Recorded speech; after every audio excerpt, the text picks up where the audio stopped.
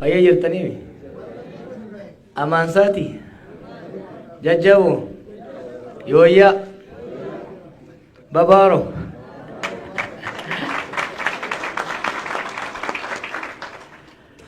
baga walitti deebinee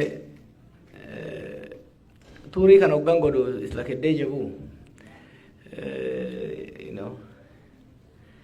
gaafa afroorraa fi raastarraa kaasitiin zabana arriitiin asiin bahe isin teessanii tuuna laaltan annumaan dullooma. That guy was older than this when I met him.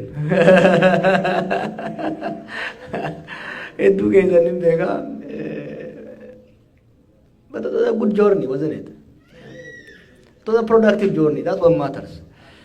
Dullomne jirra, rifeensa lama baafne jirra, ilkeen nurraa dhumtee jirti, qorsoo nyaachuu hin dandeenyu. Takka gabbadhee takka immoo huqqadhee jira. Garuu we worked very hard. We believed in what we did, truly. Jijjiiramni an kophaatti fide hin jiru. You all nurtured me. Biyya kana 2000 actually Canada 2004 dhufe. Came to British Columbia.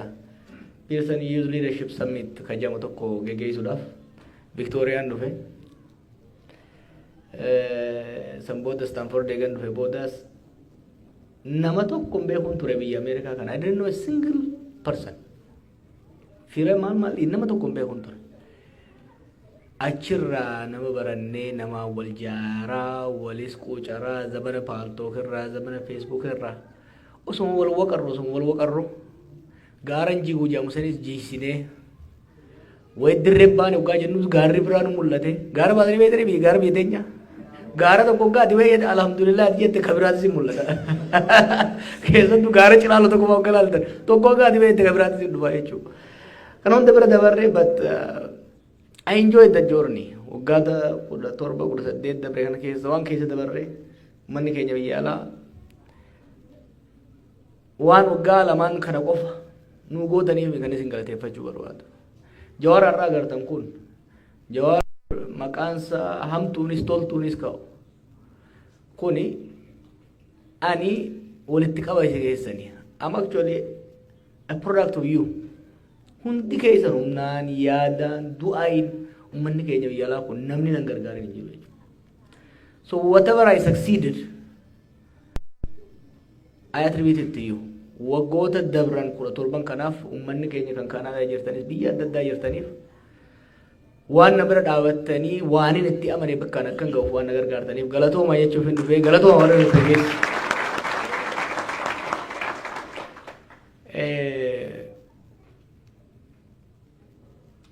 Obbo Addisuun biyyatti galee naan jaan yeroo tokko harkadhaaf umrii isaa guutuu uummata Oromootiif tajaajila. That guy did a lot of stuff. Oromoo keessatti wanni waggoota 50-60 kana keessa dabarre laaftu miti. Waan suuta deemne isin fakkaataa mi? Bar waan Oromoo hin jamne waan hin jirre finne deefne jaarre. Obbo Addisuun gumaata guddaa godhe keessaa tokko kitaaba illee fidaa kalammata quu irra barreessa warra baase keessaa hawaasa kanas warra jaare biyya alaatti illee waa hedduu warra dalage keessaa yeroo ammaa immoo soorataan biyya jira jedhanii isin illee gaafa soorata baatan nu bira koottaa tottolchine isin qeeyinaa takka hin sodaatina wajjuma duutinis jiruunis biyya wajjin irra tolti gaafa dadhabdan koottaa walumaan waan taanu taanaa galatoomaan isiniin jedha.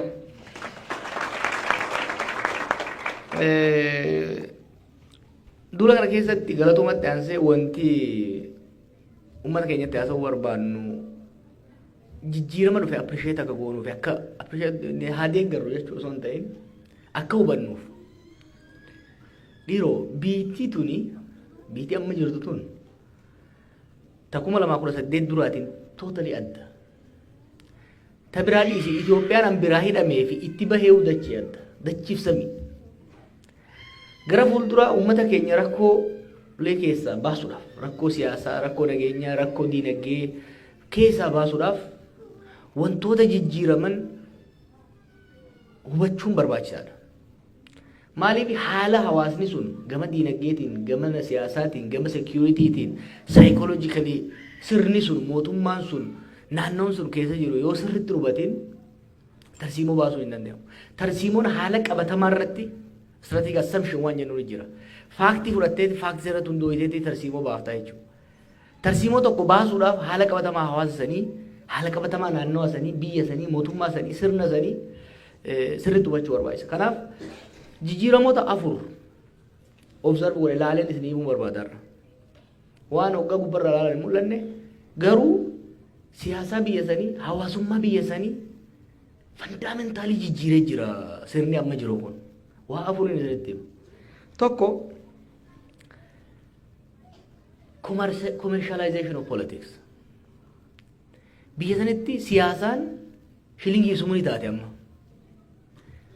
Xiqqoo warreen irra turtan beekuu dandeessan ta'ee dargiis ta'ee Sillaasees namni hedduun jirtanii warra turtan. Dur biyya san keessatti namni aangoo qabachuu ka barbaadu istaatasaa fi obbo Abalu jedhamuu fi Ato Abalu jedhamuu fi aangoo qaba bulchaa aanaati bulchaa godinaati daanyaadha jedhamu istaatasii fi psychologically istaatasii fi amma maaltu dhufee namni amma aangoo ka qabatu purely for financial reasons. It is very important to notice this. Maaliifi akkaataa state'ni takka mootummaan behave itti godhu hedduu shape godha. Namni duri aangoo ka qabatu aangoo ni qaba. Inni bar bulchaa waan kanaati. Inni bar daarektara waan kanaati jedhamu rafi. Amma akkasii miti. Namni amma aangoo kan qabatu ittiin sooramuudhaafi mallaqa ittiin qabachuudhaafi. Kuni maal fidee isin fakkaate? Dura amma namni silaa bulchaa kantiibaa irra fakkeenyaaf ministeera turre aangoo guddaa qaba sadarkaa federaalaatti ministeera guddaadha. Amma namni ministeera irraa hajaan qabu amma namni kantiibaa magaalaa baddeessaa ta'uu isaa wayya ministeera ta'uurra ministeera tokko tokko ta'uurra. This is very important. Namni amma nama amma ministeera ta'uuf caccabuun agartu. Nama kantiibaa ta'uudhaaf deemu agarta. Lammaffaa dura amma sadarkaa federaalaatti prime ministeratti aanee foreign minister ta'uu barbaada ture namni. Akkasii miti. The second highest high profile position was foreign ministry. Amma kun hafee namni eessa dhaquu barbaada? Bakka keessattuu meeshaan alaa bitamtu waa irraa cirachuu barbaadu dhaquu barbaada. Ministeera tokko tokko keessatti ministeera guutuu ta'urra ministeera tokko tokko keessatti ministeera sadaffaa ministeera deetaa sanii gadi sadarkaa daarektaraatti seenuu barbaada jechuudha. Militarii keessattis jeneraal abbaa urjii sadii ta'e fiildii irra takkaa'u bakka tokko diviizhinii komaand gochuu irra loojistikii irra bittaaf gurgurtaa irra hojjechuu irra barbaada jechuudha. That country has been reconfigured. It's really reconfigured. Kan itti aayeetiin ilaale sirriitti. Kanaaf akkaataan sirni ammaa kuni siyaasaa biyya sanii commercialize godhee jira. Kuni amma ifatti dubbataa turan beekta nuun galle gaafa dura galle san namni tokko ministeera bulchaa aanaa ta'e takka bulchaa godinaa ta'e waggaa 3-4 keessatti yoo mana hin qabaatin yoo makiinaa hin qabaatin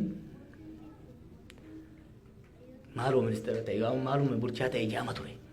Amma yoo gartan Finfinnee keessatti naggaateen ciccimaan warri waa'ee mallaqa bulchitoota biyya sanii amma even sadarkaa gadi aanaarra jiran hoggaa laaltanii hoggaasi wajjin ta'anii haasayan barcaa irratti haa taatu taasisaatti bakka feetetti deeqa shan booda siyaasaan haasayan deeqa shan booda mallaqa haasayan.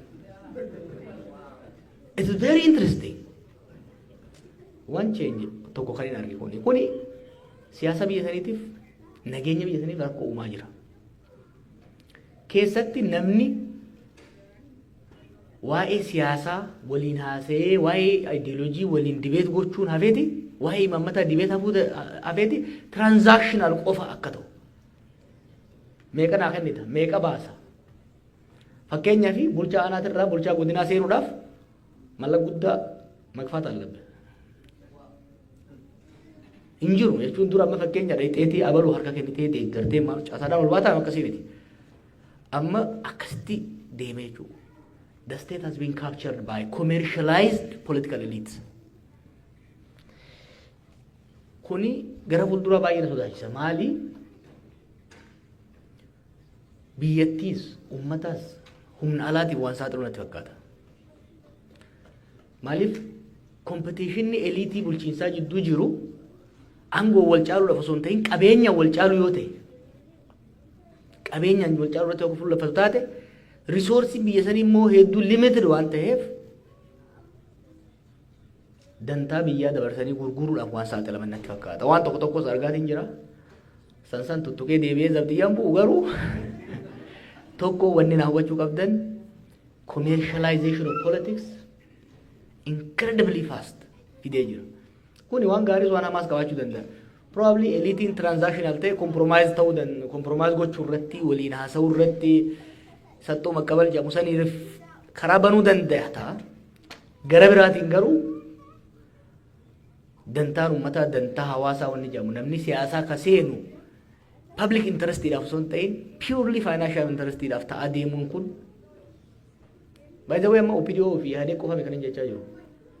Even namoonni qabsoo keessa yeroo dheeraa turan hidhamanii cabanii miidhamanii aboo kana booda galaalan hiriyaan isaa duroome mana ajaa'ibaa qaba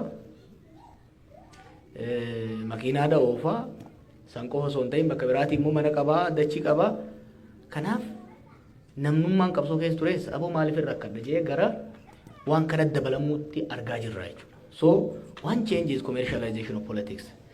Kalamaffaa PRization kan jennu. Biyya san keessatti wanni dalagamu hundi gaafa yaadee geegalee amma garuu saffisaan dabale. Kunis maali? Projektiin tokko waggaa dalagamu jireenya uummataa jijjiiruudhaaf yookiin immoo biyya guddisuudhaaf osoo hin ta'in daily news yeroo yeroodhaan just guyyaa saniif namni sun ittiin faarfamuu mootummaan sun ittiin faarfamuu irratti fuulleffata jechuudha.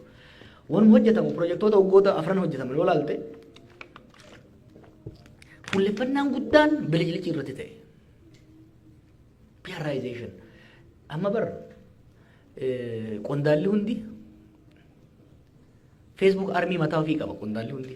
Qondaalonni amma Oromiyaa irra jiran federaalaa irra jiran yoo laaltan nama 45 kan mindeessantu jira ka Facebook irratti waanuma gaarii isaanii faarsu footoma isaanii maxxansaa fi ooluu qaban. Xiqqoo waggaa waa dalagan waan san godhuuf kuni PRizationiin kun namni waan substantiif ta'e waan qabatamaa ta'e hojjetu irratti osoo hin ta'in waan guyyaa har'aa ummanni haasa'uu danda'u ummanni ittiin faarsuu irratti akka fuulleffatu sadarkaa mootummaatti illee sadarkaa qondaalaatti illee kun observation tokko waan godhe kana jechuudha. Kabiraa jijjiiramni arge anti intellectualism. Dhaloonni nu duraa sanii keessattuu dhaloonni 70moota 60moota keessa ture sun beekumsaaf kabajaa qaba ture. Inumaa xiqqoo keessa dabran turan. Hedduu hair splitting keessa seenu turan. Komunizimiin waan akkasii qaba namni hedduu dibeet godha ture hedduu waliin morma ture yaada kitaaba adda addaa dubbisa ture seeliidhaan deema ture beekumsaaf gatiin gudda ture. Amma waggoota afran kana hayyoota ofirraa dhiibuu hayyoo beekumsa xiqqeessuu warri beekee homaan finne yoo agartan miidiyaa mootummaa irratti illee it is interesting manidhaa keessa taa'eetiin namoota sadii ka PhD qabu warra PhD qabu kan arrabsuun arge. Beekumsa argachuun dhiphoo akka nama godhu shaaloo akka nama godhu duula intensive godhametu godhame. Kanaaf maal ta'ee imaammanni biyyaatis tarsiimoon bahus qorannoof qo'annoo irratti osoo hin ta'in hawwii fi wishful thinking irratti akka ta'u godhe. Wannummaan ca'umsi guufatee rakkoo keessa seenneef tokko wanti godhamu karoorri bahu imaammanni bahu tarsiimoon bahu qo'annoof qorannoo irratti hubannoo irratti sirriitti gadi fageessanii irratti mari'achuu irratti osoo hin ta'in gubbaa garaaf godhanii deemuu irratti fuulleffatame. Kanaaf amma xiqqoo yoo inni malee baatii jahan dabre kana yeroo lolaa sanfaa hedduu nama sodaachisa ture. Biyyi sun biyya sabaa sablammoota 70 wayiiti. Gaanfa Afrikaa keessa jirti. Haalli addunyaa jijjiiramaadha. We are functioning in a complex system and rapidly changing global order keessa deemaa jirra. Kana haasa'uun fedhu amma warri biyya san bulchu. No. Waan mataa nama cinqu haasa'uun barbaadan. Waan mataa nama yaachisu haasa'uun barbaadan. Eliitiin sheppii godhame hanga gadiitti waan ajaa'ibaatti dhufe bara.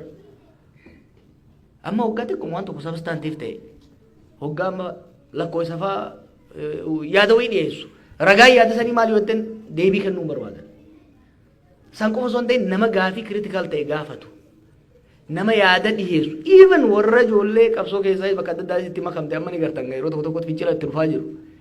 Namoota xiqqooma yaada qaban akka maraataa itti ilaalu, akka farra misoomaatti itti ilaalu, akka gowwaatti itti ilaalu. So anti intellectualismiin bal'inaan biyya san keessa sadaffaadhaan akka bal'aa kun. Commercialized ta'e PR irratti hedduu fuulleffate propaganda qofa irratti substaansii osoo hin qabaatin lammaffaa immoo hayyummaa xiqqeessuu irratti deeme konsekwensiin keessattuu anti intellectualismii kuni it's a trend globally waan kana biyya kanatti amma biyya Ameerikaatti yeroo Trump waan akkanatti ture yoo ilaaltan hayyummaa beekumsa xiqqeessuu more emotionally onneen deemuu ol kaasuu irratti fuulleffatamuu kana agarta. Kuni rakkoo biyyattii salphisanii akka ilaalan. Ni jeefaa xiqqooma fudhatanii if there is a will there is a way ka jedhu. Kanaafuu gidaara san nin cabsettee deemnaan cabsitee deemuu dandeessa. Osoo hin xiinxaliin maalirraa ijaaramee osoo hin laaliin deemtee waa hundi cabsuu dandeessa yaadni jedhu kun predominant ta'ee dhufe. Kun biyya san diigaa jira beektaa? Maaliif?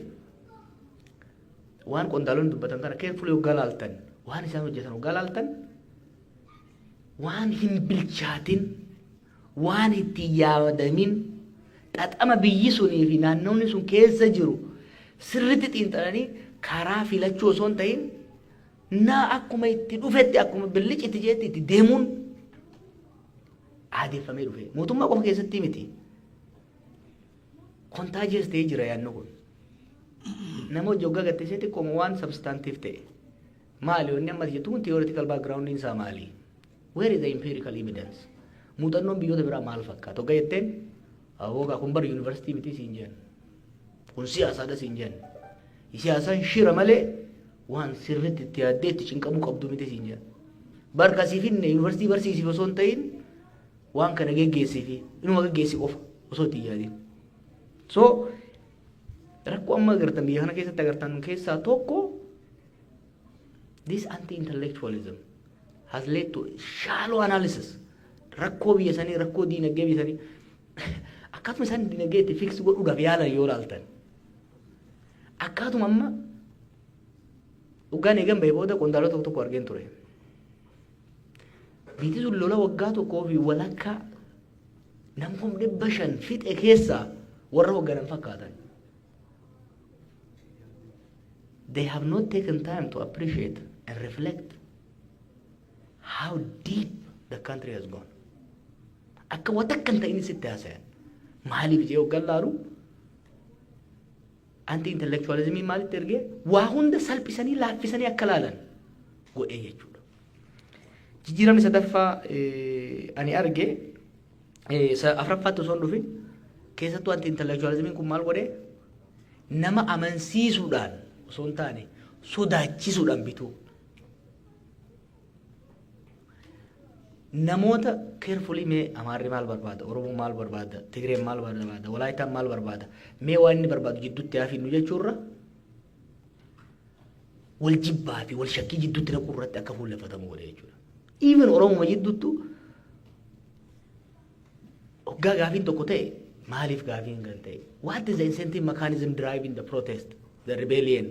Kajau analyze gochuu dhiisanii garamitti deeman securitization. Balaan takka kaateemi maddi balaa kanaa maali? Kana yoo goone maaltu ta'a? Jaanii ilaaluun hin jiru. Waraanuma itti erguu taate jechuudha. Ibidda belbalaa turuu jiru irratti ibiddi kun maa belbalaa? Dhiiroo margatu goggoge moo? Biyya santu gaasa qaba moo jechuun osoo hin jiraanne oo belbalaa jira itti beenziluma itti naqaa jiran jechuudha. Kanaaf anti-intellectualismiin biyya san keessatti rakkoo guddaa uumaa dhufee jira. Fourth, cruelty. Biyyi sun lola keessa turte erguma jaaramtee kuniif waan haaraa miti. Garuu wanti haareen waggaata asaanaa kana dhufe gara jabeenna namaati. Humna hidhate qofaa miti mootummaa gaafii warra ribeelolaa qofaa miti. Gara jabeenyi dhufe. Viidiyoo amma intarneet irratti agartan kana kareeffa guban ka lubbuun guban bakka takka qofa miti miti kataa jiru. It's happening across the country. Namni lubbuu wal gubuun it's happening across the country. Dullatti manatti ol dhiibanii itti qabsiisuun it is happening across the country. It is being done by all actors, organized or disorganized. San qofa miti. Isinuu itti seenuu jirtan amma kana maal desensitized ta'e namni. Nama lubbuun guban arganii guyyaa tokko haasa'e namni. Guyyaa lammataa bira kute. Amma nuti gabaas tokko tokko walitti qabdee hidhamaa baasanii ajjeesuun miskiina fixuun maal immoo hoggaa kaa'amnu akka waan guddatti ilaalamu even in the society cruelty waan biyya san dur hin jirre wani tokko jiraami dur hin jirreen biyya san dhufe jira jechuudha. So kuni maal godhee kufaatii diinagdees dhumaatiin namaas diigamuun biyyaatis akka waan normaal ta'etti hawaasninis mootummaanis sirnis akka fudhatu godhee jechuudha. Amma rakkoo biyya sanii nama biyya saniitirra faranjii hojii gaara haasa'u galaaf dur rakkoo teenya nuuf galaa beektaa faranjiidhaaf hubachiisuun nutti ulfaata ture. Amma daqiiqaa 5 keessatti faranjiin biyya feetee rakkoo biyya sanii ni hubatte hoggaan ittiin. Namni biyya sanii garuu normalize godhe cruelty hammeenya cruelty kana fudhatee normalize godhaa dhufe jechuudha. Maaliif hin kana sanitti hima? Commercialization is PRization isaatis anti-intellectualism is cruelty kun isa hoggaa walitti qabamu atiin biyya sanitti waan haaraa keessa seenaa jirra. Akka hawaasaatti akka biyyaatti akka uummataatti feezii haaraa keessa seenaa jirra. Kan akkamitti keessaa baanaan gaafii guddoodha. Uummata keenya diaasporaatis hundumaa kan biyya keessaatis kan hin gaafadhu keessattuu hayyoota kan hin gaafadhu. Waggoota asaanaa kana jijjiiramni sadarkaa diinagdeetti sadarkaa hoggansaatti hawaasa keessatti psychologically biyya san keessa dhufe it's much deeper than we are appreciating. Waan kuni akkaataa Oromoofis gara fuulduraa waan ta'u dalaguu irratti hoggaa fuulleffanne dhiibbaa nurratti qabaata. Fakkeenyaaf waa'ee commercialization reefu isin kaaseen ture. Nama aangoo irra jiru tokko nama durga amma maaliin isin jee dur namni aangoo ka barbaadu staatasiidhaaf ittiin kabajamee ittiin faarfamee abaluu ministeera haa jedhamuufi. Amma akkasii miti. Amma kiisha guuttachuuf achi jira. Tarsiimoo durootiin yoo deemne namicha san fakkeenyaaf yoo aangoo sanirraa fuunee bakka biraa keenye itti dhaga'amaa bakka sanirraa buudhaaf waan tokko sii jijjiira ture. Amma haajaan qabu. Hanga bakka san qabattee daddafee nyaataa gaafa achii kaafte daldalaa ta'a. Kanaaf incentive wani jedhamu poolitikaa keessatti amala namoota amala hoggansaa amala sirnootaa jijjiiruudhaaf incentive sirriitti hubachuun barbaachisaadha. Incentiviin dura qondaalota sirna wayyaaneetii sirna dargiitii sirna Haayila Sillaaseetiis irra qabsaa'uudhaaf xiinxalli nu fayyadamaa ture suni sirna bilchiginaa kana irratti hojjetu. This is a different setup, different kind of elite have emerged. Elite daangaan isallee clear hin tahin emerge godhaa dhufaa jira. Kun tarsiimoo gara fuulduraa baafnu irratti illee dhiibbaa qaba. Recommendation ani qabu hayyuunis hoggansi siyaasaatis biyya san seef godhuu barbaade siyaasa deebisuu qaba. Siyaasni du'ee jira biyya san keessatti. Political discourse has died. It has been so watered down, so simplified. Kanaaf ol kaasuu qabna marii biyya sanii dhimma imaammataa irratti, dhimma tarsiimoo irratti, dhimma diinagdee irratti, dhimma fayyaa irratti, dhimma barnootaa irratti. Biyya sana amma PhD'n dachii dhiphiftee jirti dhiifama naa godhaa doktoroonni keenya. PhD'n bitamee heddummaatee tunfatame. sirna san warri manipulate godhuu barbaadu immoo kanatti fayyadamee ilaalu inni bara PhD qaba garuu maqaa isaatu sirreessee hin barreessu jechaa. Duraa isaanuma itti kenne PhD deebisee immoo sanitti fayyadamanii warra credible ta'e waggaa meeqa xaaree PhD argate Dr. Hussein doktorummaa isaa. So wanni sirni sun ittiin deemaa jiru sirni biyya sanii haalli biyya sanii ittiin deemaa jiru jijjiirama guddaa ta'uusaa hubachaa hojii hojjennu keessatti kana qabachaa deemuun barbaachisaadha. Maaliifin siyaasa guyyaa guyyaa dhiisee waan akkanaa sirriitti babeetu rakkoon akka Oromoottis akka Itoophiyaattis akka gaafas Afrikaatitti illee deemaa jiru. Ila hoggansa xiinxala gadi fagootti hin amanne complex system laaluun barbaanne qabaachaa hoggansa dantaansaa guddaan kabaja siyaasaa takkaa dantaa uummataa osoo hin taane shilingiif sumuu ta'e bakka jirutti hoggansa dhumaatii uummataatiif fi kufaatii biyyaatiif disensitize ta'e qabaattee rakkoo keessaa bahuun baay'ee ulfaataa ta'a. Maaliif tokkoffaa rakkoo san hubatu lammaffaa rakkoo san shilingiif sumuu isaaniin suphaa jee yaada. Kanaaf bakka rakkoon jirtutti maallaquma itti naqaa jechuudha. Hoggaa xiqqoo jee maallaqni hir'ate. Kanaafuu maal godha? Osoo itti yaadin biyya biraatirraa ergifachuu liqeeffachuu dhaqaa jechuudha.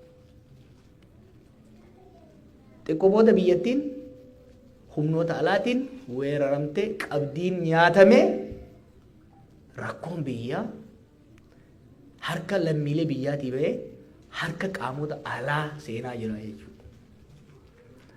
Sidii galaa boonee jechuun jiru. Waggaa afran irraa rakkoo Itoophiyaa furuun irra laafaa ture. Irra caalatti domestic actors turre ka wanni godhu dandeenya. Har'a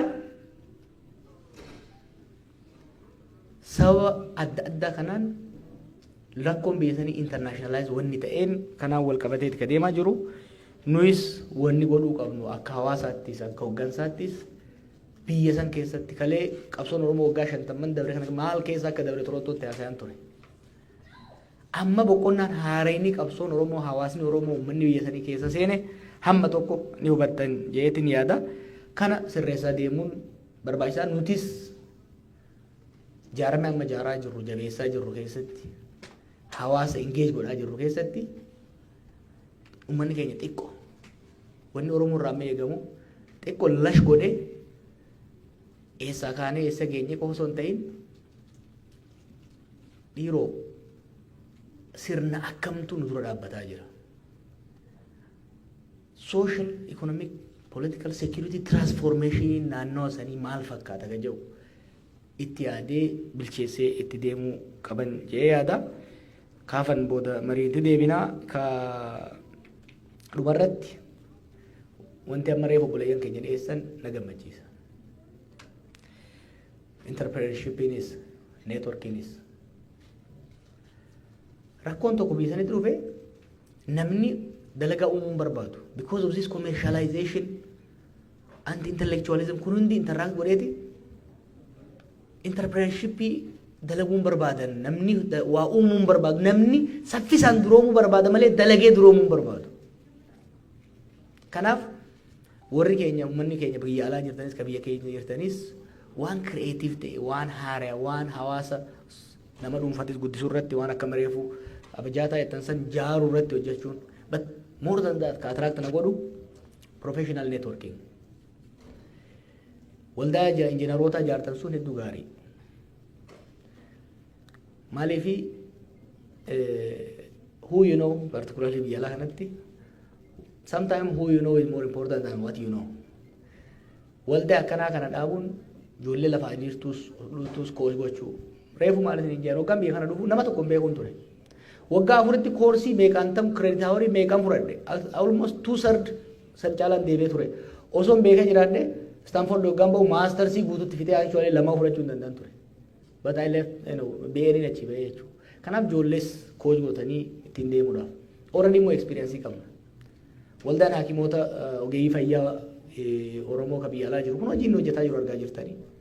Akkasumas biyyatti waldaaleen ogeeyyii fayyaa ka biraadhis ummata tajaajilu jiru qosaan ta'in gaafa nuti rakkoo keessa turre illee hagamta akka kan tajaajilanii beeytanii kanaaf waldaa injiinaroota kanas daran cimsitanii waldaalee bifa adda addaatiin jiranis daran cimsitanii deemu hawaasa keenya kapaasitii keenya ijaarrachuu qabna amma booda hunduu kan deebinu waan tokko shakkina amma booda ta duritti hin deebinu garuu fuulduraa deemna I painted the whole situation dark. Don't be gloomy. I want you to take the situation serious, but not be sad and discouraged. Pessimistic akata tan barbado. But I want you to be realistic. Nurrais one eight. BSN rais one eight. Then realistic akata tan. Akka gaddi tan osoo ta'in akka reflect gootan barbaan. Kanaaf kanammoo utubuudhaaf waan hojjennu kana utubuudhaaf fakkeenyaaf rakkuma ammaree fuutanii kaase kana furuudhaaf tokko hayyoonni keenya gara diinagdee kalaqaatitti gara entrepreneurship gara creativity uummata deebisuun gaarii ta'a jeetiin yaada isinitti dheeressee warri Winnipeg hedduu ulfaadha kaan immoo mariidhaan walitti deebinaa galatooma.